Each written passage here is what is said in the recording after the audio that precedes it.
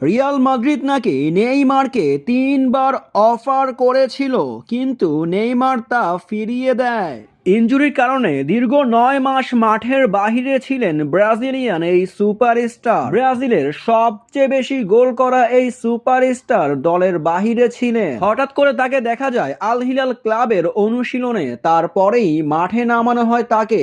তবে সেই ম্যাচে 40 মিনিটের বেশি খেলতে পারেনি এই তারকা। মূলত হ্যামস্ট্রিং এর চোটে পড়েছে আবারও। তবে এই ব্রাজিলিয়ান তারকার জন্য স্বপ্ন বুনছেন হাজার হাজার ফুটবল প্রেমীরা, যেখানে নেইমারকে নিয়ে এবার মুখ খুললেন তার বাবা। তিনি বলেন, বার্সেলোনায় যাওয়া পুরোপুরি তার নিজের সিদ্ধান্ত ছিল। আমার কাছে রিয়াল মাদ্রিদের পক্ষ থেকে 3 বার প্রস্তাব এসেছিল, কিন্তু নেইমার তা গ্রহণ করেনি। সে আমাকে বলেছিল আমি এই খেলোয়াড়দের সঙ্গে খেলতে চাই। এমনটা নয় যে রিয়ালকে অপছন্দ করে, বরং তার স্বপ্নই ছিল বার্সেলোনার হয়ে খেলা।